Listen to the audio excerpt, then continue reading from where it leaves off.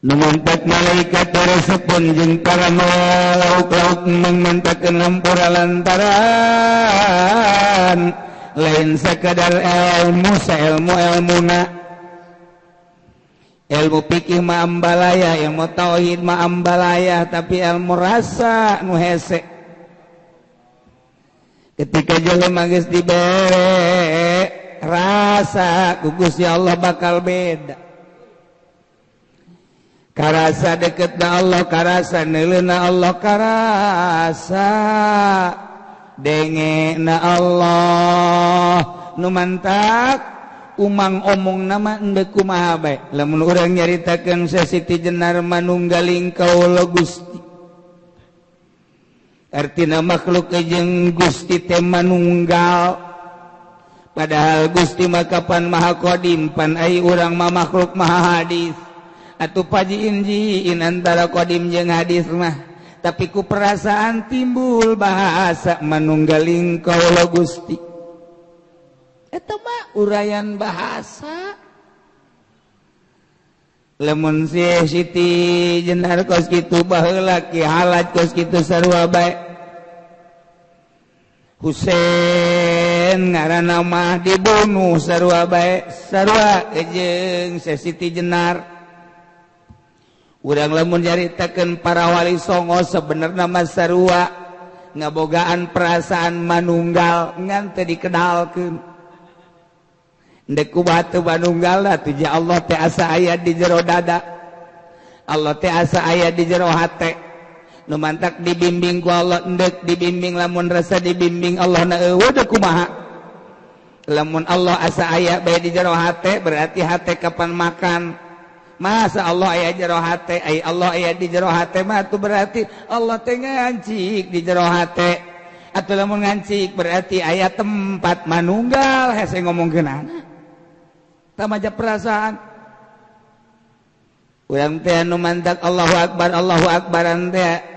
maka usolli fardhu zuhri usolli fardhu asri Allah sejak kaula salat duhur 4 rakaat lantaran jauh jeung Allah bebe jadi jero hate ka Gusti Allah. Cak Gusti Allah aing nyaho ai sia ku blon teuing pugus ya bisa nangtung ngenang aing, pugus ya bisa ngomong ngenang aing, pugus ya bisa kicep ngenang aing, kunaon sia di jero hate bebe jatuh aing geus leuwih nyaho sia nangtung di imah keneh ge ngalawu jeung saking mandek zahar atuh kunaon sia bebeja kulantaran asa jauh jeung Allah kitu deui bae usolli fardhu zuhri. Teka. Tapi kan teu bisa urang langsung ngageser atuh teu bisa. Kitu wae jadi pagada kitu ku guru. Ya cenah salat kudu muqaranah nya. Urang mah muqaranah na muqaranah urip ya bae kudu muqaranah hakiki hese.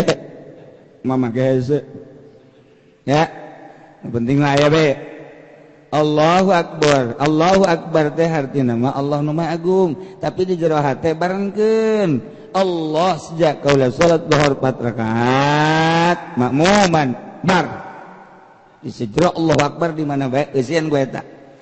atuh terus bae ku ari ge kitu bae cak Allah ku bodoh-bodoh teuing sia aing anu nita salat aing anu ngagerakeun geus sia bebejak aing geus nyaho jasa. Eta mah percicek Imam Ghazali mah jelema neuk dahar hajunyana nyokot piring waktu nyokot piring teh kunyana diomongkeun seja abdi nyokot piring neuk dahar neuk nginum haju nyokot gelas seja abdi neuk nginum nyokot gelas neuk nginum kunaon ari neuk nginum nyokot gelas tilok make seja-seja kunaon ari neuk dahar nyokot piring tilok make seja-seja kunaon urang geus ka pabajikan teh make seja langsung ceklak bae Allahumma jannibni syaitan apal jasa doa eta lancar Kiran dek dahar nyokot piring teu make seja dek nginum nyokot gelas teu make seja di meja aya lauk dicokot ku urang teu make seja ai salat Allahu Akbar di jero make seja-seja bodoh. Iya ngaji nek naik ya. Nek naik. Sebab ieu mah al ulama warasatul anbiya bil ilmi, ilmu ma'rifat. lamun urang kuarima bareng jeung Allah hartina sabar. أعوذ بالله من الشيطان الرجيم بسم الله الرحمن الرحيم عن عتاب بن Asid saking Atab ngariwayatkeun ingsun saking Atab kang putranan Asid radhiyallahu an muga nilar bendu sapa Allah anu saking Atab qala hale ngucap ya Atab cak ngucap ing lapad amarana Rasulullah marentahna ingsun sadaya sapa Kangjeng Rasulullah sallallahu alaihi wasallam ayukhrasalaina bu iya taden tak sirapa al-inabu inab apa al-inabu korma kama yukhrasu nakhlu kaya oleh den tak sirapa nakhlu korma wa tuqadulan den alap zakatuhu apa zakat nakhlu zabiban hal zabib hal anggur basi Rawahul khamsah us ngariwayatkeun hu ing hadis sapa khamsah umurna wa fihi inqita'un lan iku tetep ing dalam hadis utawi inqita' al-mana lijmali utawi kilaiki kumana kang bangsa ijmal al-fuqara utawi pirang-pirang kang bakir syuraka wa arbabil amwal ku pirang-pirang kancane pirang-pirang kang andene pirang-pirang harta pisamari ing dalam buatul qadillahi aujabahullahu lahum fiha kalawan kira-kira kang ngawajibkeun ing lagi sapa Allah lahum kade arbabul amwal fiha ing dalam amwal minaz zakati saking zakat Ina harta jelema anu sugih teh horenganan aya nu ngarejeungan nyaeta para fuqara bawa zakat. Lamun teu zakat berarti nyanan ngadaharan baik fuqara. Baik masakin harta fuqara harta masakin didaharan kuno sugih. Kabupati ka pamarentahnya nasok nyebut korupsi orenganan Ki Haji nuhun tibatan korupsi iya bahaya lamun ya babulamun maka lamun dan cegah sabab pirang-pirang kang andene pirang harta minal intibai saking alap manfaat masimarin lawan pirang-pirang buah babulamun Iman tablu gaya tahata kamaring yata tumak kaya simat Gaya taha ing gawa simat Yusalahi ing patute ing katoging simaring dalam patute La aburra dalika maka yating amadarat kenapa dalika mangkono manut Bihim kalawan itu bihim kalawan arbabul ambab Wahum basatat aidihim lan menerima jumbalan narima babarapa aidihim Abadurang-durang dangane arbabul amal piha ing dalam amal Ya akhala dalika maka wakti nyacadatun mapawalika mengkono-mengkono imbusat Dihakil fuqarai minha kalawan hak pirang-pirang kang bagi minha saking amwal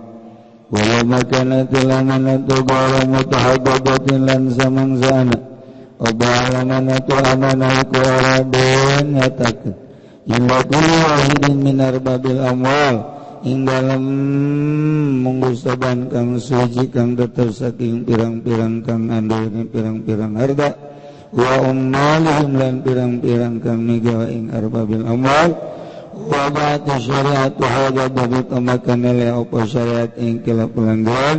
wa ta'assala bihi darapun yang tanarima tetpung bihi kalawan badarabut sabar babul amal pirang-pirang kang ngandene pirang harta ilal intifai biha maring ngalap manfaat biha kalawan babu bahwa kajalan ngarat saya itu babut al-salil masakini kado pirang-pirang kang miskin hukukahum ing pirang-pirang hak masakin at-tahlilul labyu wallahu a'lam bishawab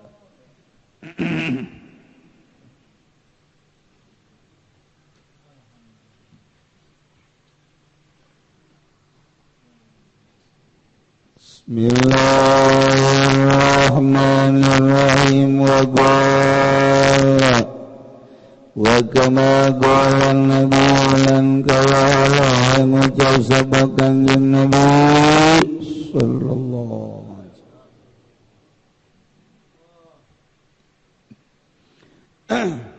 wasallam ucap ing bahwa ulama warasatul anbiya'i bil ilmi ulama iku pirang-pirang ahli waris pirang-pirang nabi kalawan ilmu wa yuhibbuhum lan demenhum ing ulama ahli samai sapa ahli langit wa yastaghfiruhum lan jawab pangampurahum kadang ulama sapa alhitanu pirang-pirang iwak banyu ilbihari ing dalam pirang-pirang lautan ila yaumil kiamat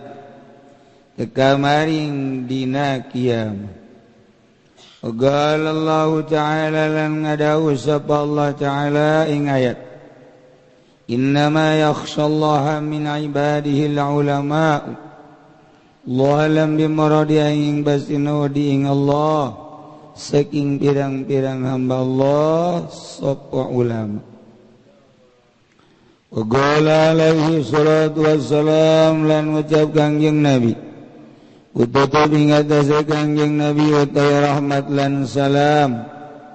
yang ngucap ing labadi ba'atsallahu al-khalqa yaumal qiyamah bakal nangyakeun sapa Allah ing makhluk ing dalam dina kiamat. Mayumayyizul ulama kari-kari misakeun ya Allah ing ulama. Yaqulullah ta'ala maka ngadawu sapa Allah ta'ala ya masyarul ulama perkumpulan ulama inilah madha ilmi bikum illa li ilmi bikum satuna ingsun iku arang adokon ingsun ing ilmu ingsun dalam sira kabeh angin karena waruh ingsun kalawan sira kabeh wala madau fikum lan orang nilai ingsun ing ilmi ing dalam sira kabeh li u'adzibakum dalipun lian tanyiksa ingsun ing sira kabeh yamdaliku ilal jannati lumaku sira kabeh maring surga faqad wafartu lakum maka teman-teman ngahampura ingsun lakum kadue sira kabeh lakum kadue sira kabeh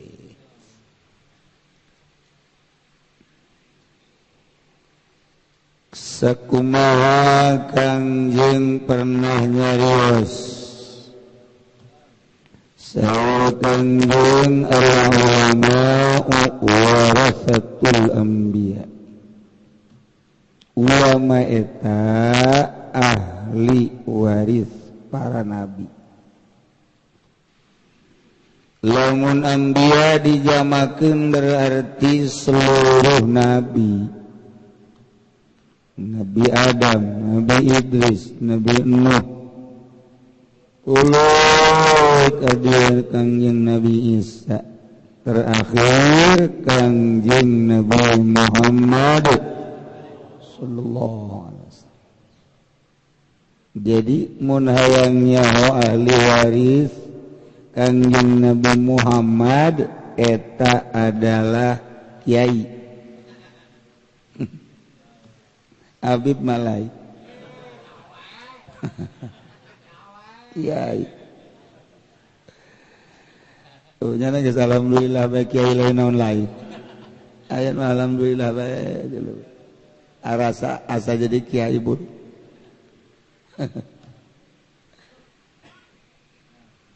Lamun tahal tomat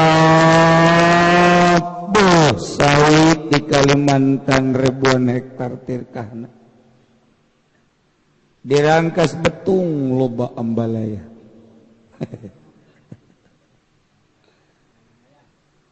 Berbagai-bagai tanah jeung perusahaan lamun esbona tirkah nambal boga kapalnya nama abi berozak maut urang rugi urang rugi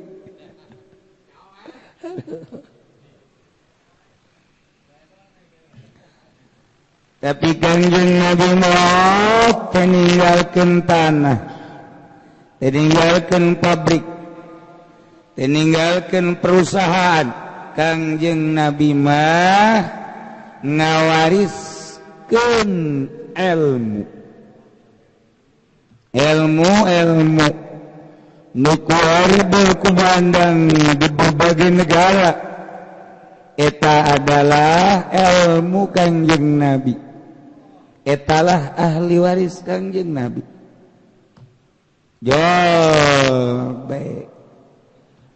Ma'ruf Amin can puguh. Jol baik Kiai Agil can puguh jadi ahli waris. Sebab kriteriana ulama warasatul anbiya ai di umat dijelaskan. Penjelasan hadis al-ulama warasatul anbiya bil ilmi nukadituna rasul ngawariskeun para ulama para anbiya al-ulama bil ilmi di dieu mah ujug-ujug bil ilmi baik padahal warasul al-ulama bil ilmi boga kriteriana loba hiji ilmuna ilmu Al-Qur'anul Karim mencakup karena keseluruhan ilmu. Nomor kedua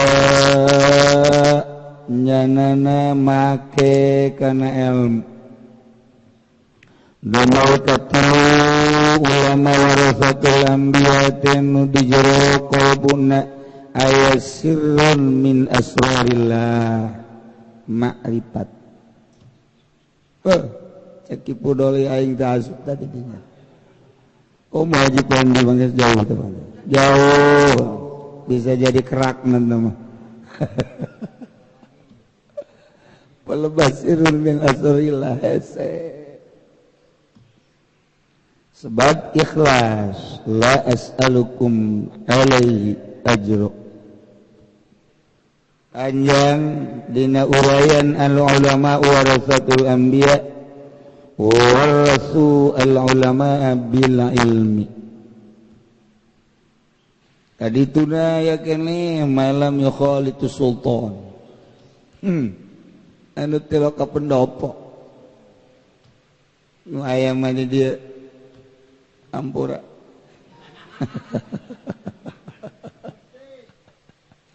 atuh nu aya di dieu saha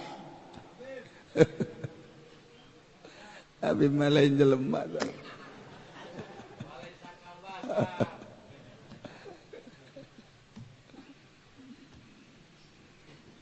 nu bantak dipikeun di dieu al-ulama warasatul anbiya bil ilmi hajawihiduhum ahli sama dipakai karesep ku ahli langit yane para malaikat bahkan wa yastaghfiru lahumul hitanu fil bihar dipangmentakeun hampura ku seluruh laut nu aya di laut dicai lain saminggu sabulan satahun mangmentakeun hampurna ila yaumil qiyamah masyaallah lain ulama ecek-ecek sebab urang malaikat jamual pati-pati resepeun jeung mangmentakeun hampura lamun teu ngambe kan kaambe ku malaikat teh ieu jelema teh aya ilmuan coba seungit apa henteu ceulina nu katuhul segitu kenca mah bau bentek cule amban malaikat teh terhadap ulama teh leuwih seukeut anu sengit ngahilir naik ka langit di langit tewas alu ba'dum libadin sawarehna malaikat nanya ka sawarehna di man haza saha ieu teh tepikeun ka ngahiliwir di langit ngambe kana kasengitan ieu jelema masyaallah. Malaikat nanya lantaran teu kenal teu nyaho pagaweanana man haza saha ieu nu sengit. Dijawab ku sawareh malaikat anu apaleun haza pen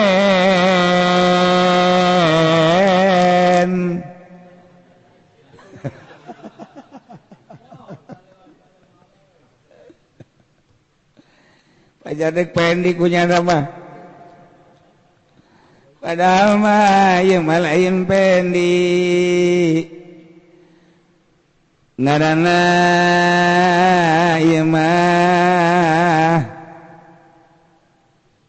nya geus ngadengikeun bae ka aing teh lain di hayang jasa beureung kaambek ku malaikat nya tu malaikat moal bisa kacolongan pala mendelengana mah bau goni cek nya bau kredit ongko mana pae gugulingan abu naos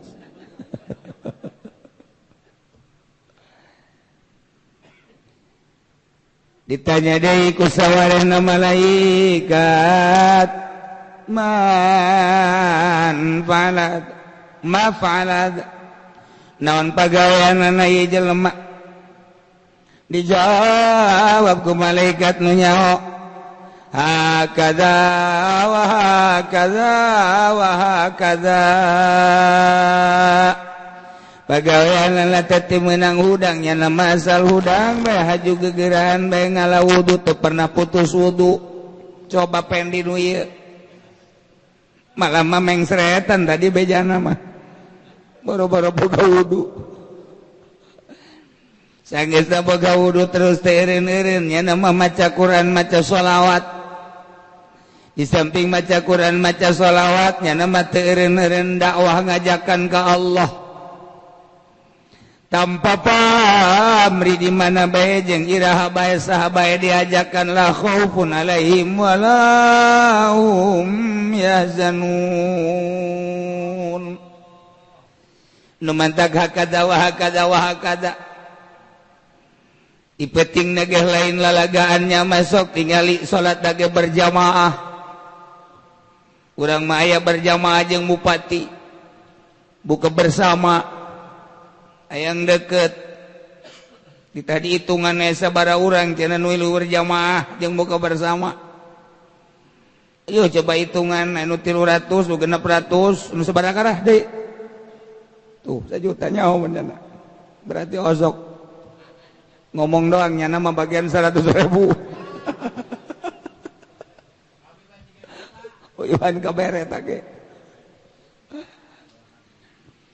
ditongton ku malaikat diajak kununya hoyu geura urang tingali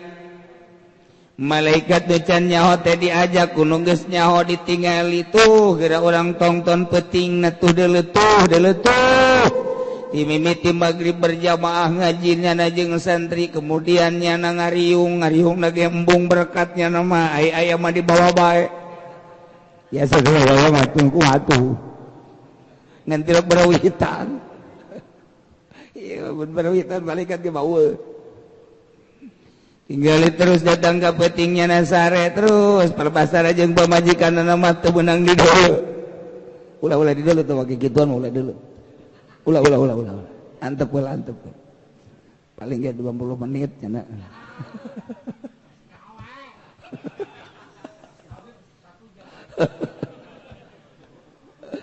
bisa 1 jam esuk dak usah ada yang sani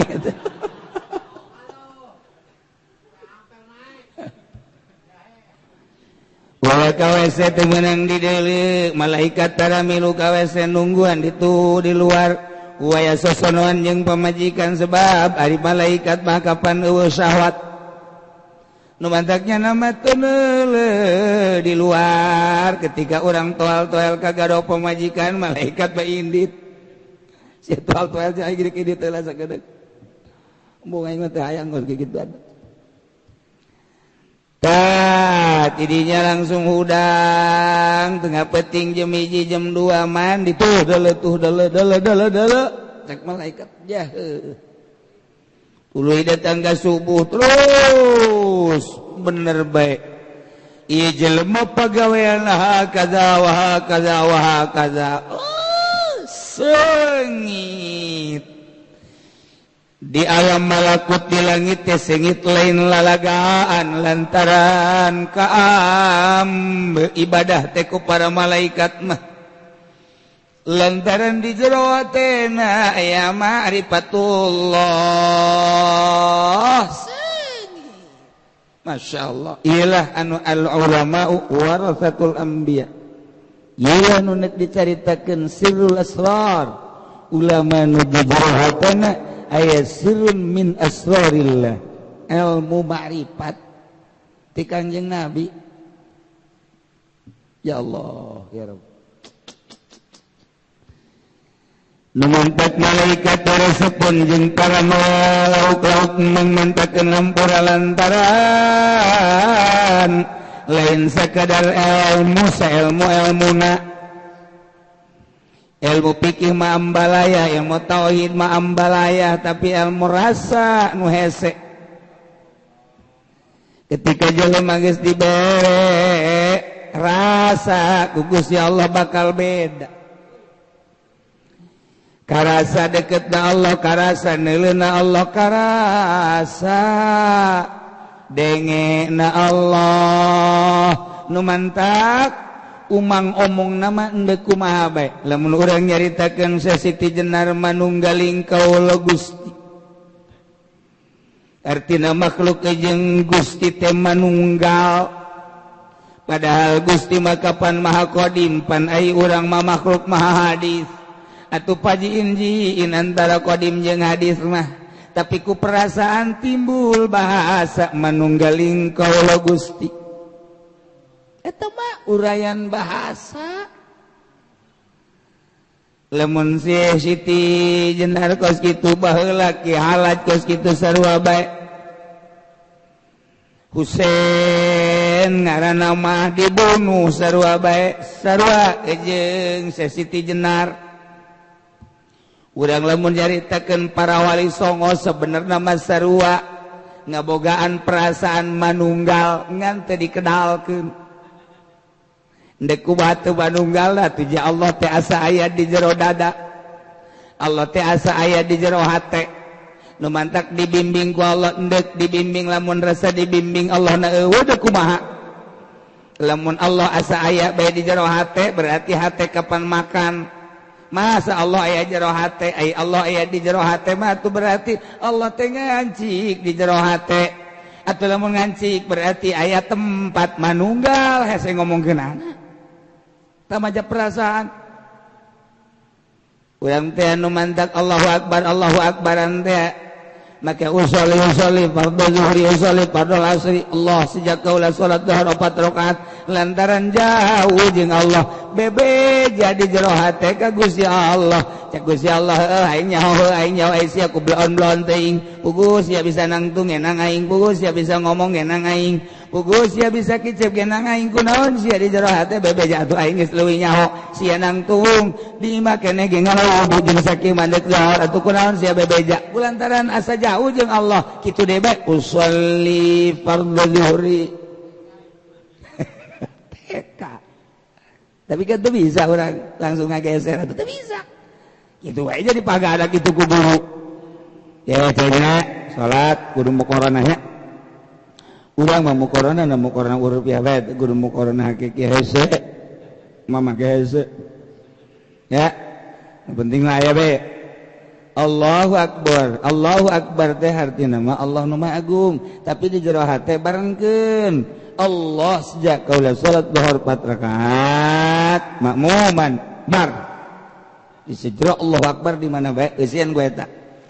atuh terus bae gue ari ge kitu bae cak Allah ku bodoh-bodoh teuing sia aing anu nita salat aing anu ngagerakeun geus sia bebejak aing geus nyaho jasa eta mah perci cek Imam Ghazali mah jelema neuk dahar hajunyana nyokot piring waktu nyokot piring teh kunyana diomongkeun seja abdi nyokot piring neuk dahar dek nginum haju nyokot gelas seja abdi neuk nginum nyokot gelas deuk nginum kunaon ari deuk nginum nyokot gelas tilok make seja-seja kunaon ari deuk dahar nyokot piring tilok make seja-seja kunaon urang deuk ke pabajikan tilok make seja langsung ceklak bae Allahumma jannibni syaitan apal jasa doa eta lancar Quran dek dahar nyokot piring teu make seja dek minum nyokot gelas teu make seja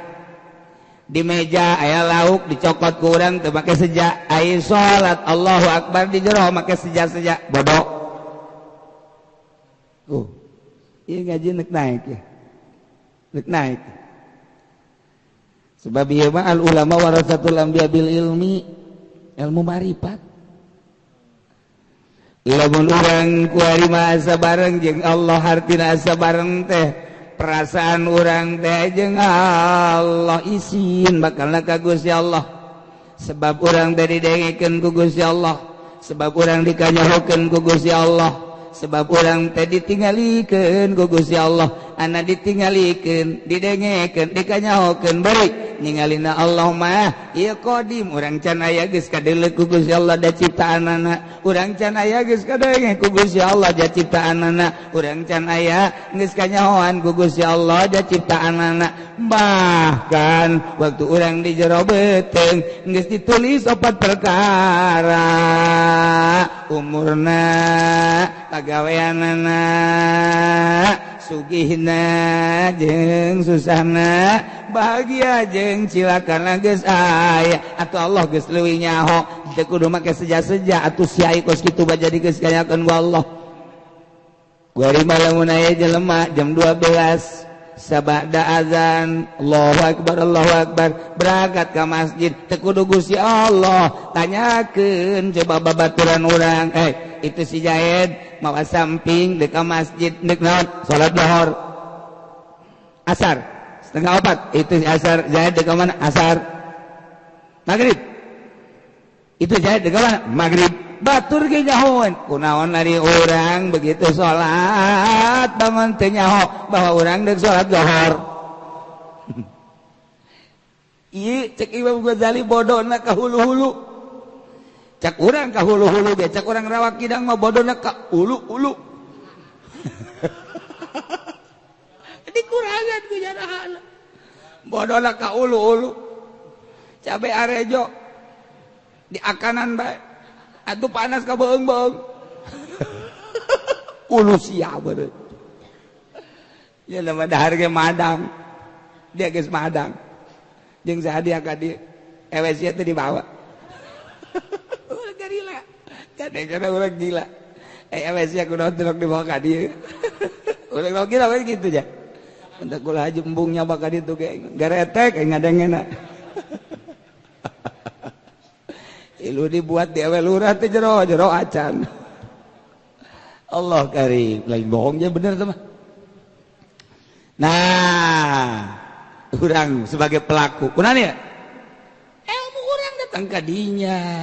makom urang datang ka dinya can jauh urang jeung Allah ilmu urang teh jauh keneh jeung Allah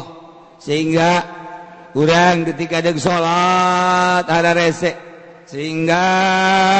urang deuk salat zuhur batur nyahoan eta deuk salat zuhur kunaon urang teh jadi bodoh kumaha tuh cek Imam Ghazali atuh geus bae cara urang deuk cokot piring deuk dahar cokot piring eta teh kan jadi eta aya niatan jero mun teu niatan mun moal jadi eta muktarona eta muktarona teh praktek eta cokot gelas berarti deuk nginum niatna di mana nu penting niat mah ulah salah jeung ulah lalagaan ulah kieu aing mah neuk nyogot piring na mah neuk nyogot piring tapi padahal mah lain deuk dahar ieu mah abah pajar ku batur deuk dahar doang lalagaan atuh lain deuk dahar tah mah aing mah nyokot gelas bae padahal mah teu rek nginum ngan abe ku batur pajar rek nginum padahal mah moal nginum atuh nyokot gelas lalagaan atuh takbir ge kitu bae asal ulah niat lalagaan wae aing mah neuk lalagaan ni mah takbir bae nu mantak aing takbir bae kanyahoan di sisi katuh aing aya pimitohaeun eta berarti lain takbir teh takbiran cirina cek Imam Ghazali geus salatna berani henteu nyana ieu ngalaksanakeun pembatalan salat ketika nyana bener salatna moal berani ngalaksanakan pembatalan ketika nyana teu bener wanieun ai lalagaan mangke ge nyana ge lalagaan deui di jero salatna ge atuh duku-duku mah atuh geus Allahu Akbar Allah nu agung eta niatna di jero percis urang deuk dahar nyokot piring eta teh muktarodan mi bali waduh cenah teh kaharti moal kaharti ieu mah keur nyaritakeun moal kaharti naon sababna sebab urang mah ngan sakadar ngagugulung takrib riyad fatul muin dina kita beriad takrib Fathul Muin Fathul Wahab ikna mangan sakadar sakitu atuh lamun urang terus-terusan ngajina eta bae atuh kitu bae kajen ku kumaha ge geser hese nu mantak butuh penungtun disebutna guru mursyid ditungtun digeser-geser ku guru teh sia teh pandek ngadatangkeun ilmu yakin mun kamari kakarak datang ka ilmu yakin supaya naik kana ainul yakin supaya naik kana hakul yakin ketika orang naik kana ainul yakin orang dibere nyai-nyaian ilmu marifat ketika orang datang ka hakul yakin orang dibere ilmu mukasyafah geserkeun saya tik-tak yakinkeun Allah aya lamun Allah berangkat Allah nyahoeun tanda nyahoeuna al-muharrik Allah nu ngagerakeun urang berarti Allah aya kacaritakeun Allah ayana ulah waka jauh teh engke ge karasa ku sorangan eta mah nu kos kitu mah teu bisa diuraykeun sakalina diuraykeun cara Syekh Siti Jenar manunggal kaula lamun urang nguraykeun para wali lamun nguraykeun kabeh bakal kos kitu hampir kos kitu sebab naon perasaan aya neuk kumaha atuh jahar rese perasaan aya nu mantak la khaufun alaihim walahum yahzanun atuh aya di dirina sebab naon atuh aya Allahan teh dugu atuh Allah ngancik tah lamun urang nyaritakeun ngancik atuh berarti Allah teh itu nempati urang ieu kan manunggal deui bae balik deui mantak lalaunan ngajina sebab eta mah urayan perasaan udah mun nyaritakeun urayan perasaan tuh hese kecuali jelema anu datang ka dinya mandak layaripul wali ilal wali di mana bae bakal kanyahoan ku wali deui saon sebab akur perasaanana mandak wali mambungeun berjamaah jeung nu sambarangan lantaran di dirina aya mutiaraan nu mantak abi berojak mah dilok berjamaah sebab di jero hatena aya mutiara terpendam nu ku ari mah leungit mutiarana ternyata orang lain berjamaah bae salat teu aduh boro-boro berjamaah salat teu lain teu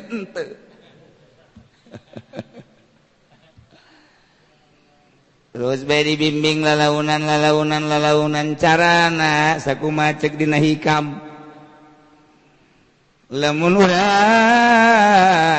butuh kolong ulah sejak nyieun kolong wari mah urang nyieun bale bae nu rapi mimiti nyieun tihang opat kemudian nyieun jalur-jalurna asup-asupkeun ka dinya terus luhurna teundeunnan bale geus anggeus kolong bakal aya ulah niat nyieun kolong nyieun bale bae engke ge kolong aya urang teh ulah hayang marifat ku ari mah urang laksanakeun bae cara-cara marifat bakal aya sok geura mentak lamun urang ngahayal hayang maripat hayang jadi wali moal jadi wali sebab eta nafsu kuari atuh kuari cara jadi wali bae kumaha cara maripat bae kumaha carana kumaha hiji